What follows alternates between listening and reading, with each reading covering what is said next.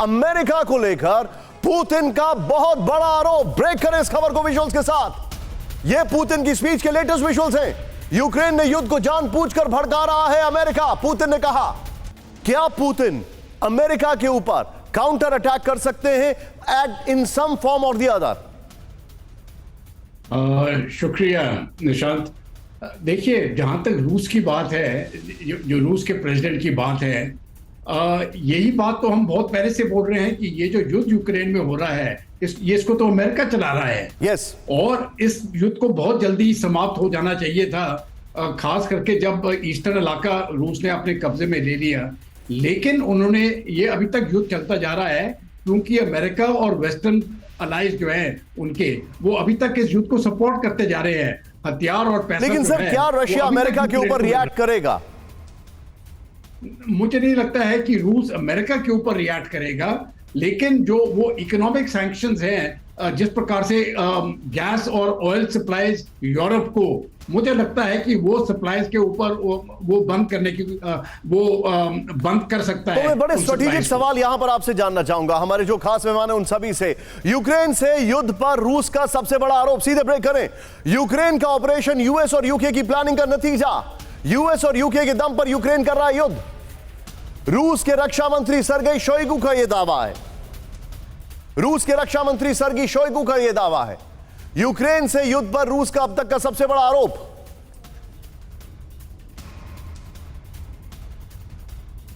Ukraine से युद्ध पर रूस का सबसे बड़ा आरोप। यूक्रेन का ऑपरेशन यूएस और यूके की प्लानिंग का नतीजा। यूएस और यूके के दम पर यूक्रेन कर रहा है युद्ध। रूस के रक्षा मंत्री सर्गेई शोइगु का यह दावा है।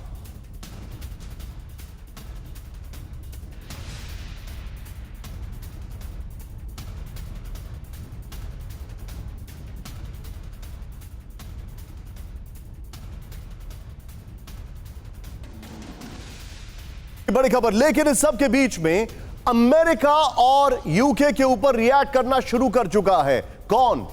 रशिया। इसकी सबसे बड़ी खबर मैं आपको बता रहा हूं। ब्रिटिश स्पाई प्लेन को रूस ने खदेड़ा। इस वक्त की बड़ी खबर, ब्रेक करें। रूस के नेवल ठिकानों की जासूसी करने पहुंचा था। जासूसी करने पहुंचा था ब्रिटिश प्लेन। रूसी नेवी के बड़े बेस के नजदीक दिखा ब्रिटिश प्लेन RC-135। रूसी सेना ने ब्रिटिश प्लेन को MiG-31 से खदेड़ा। 50-50 रखिए इसको। वॉशिंगटन वेडिंगटन के ब्रिटिश एयरफोर्स बेस पर लौटा जासूसी प्लेन। यह इस वक्त की बड़ी खबर है। ब्रिटिश फ्लाई प्लेन को रूस ने खदेड़ा। यह इस वक्त की बड़ी खबर।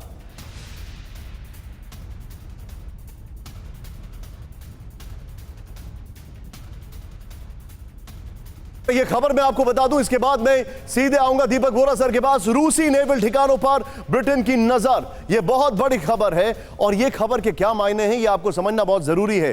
अब यहां पर जो इंफॉर्मेशन हमारे पास आ रही है, रूस की जासूसी करने पहुंचा ब्रिटिश स्पाई प्लेन रूसी इंटरसेप्टर MiG-31 ने खदेड़ दिया है। यह हमारे पास इंफॉर्मेशन है। नंबर 1, रूसी नेवी की नॉर्दर्न फ्लीट के बड़े बेसों के नजदीक उड़ान भर रहा था ब्रिटिश प्लेन। यह भी इंफॉर्मेशन हमारे पास है। इसके बाद जो जानकारी हमारे पास आ रही है, मरमांस्क के नजदीक बेरेंट्स सी के ऊपर ब्रिटिश स्पाई प्लेन RC-135 दिखाई दिया।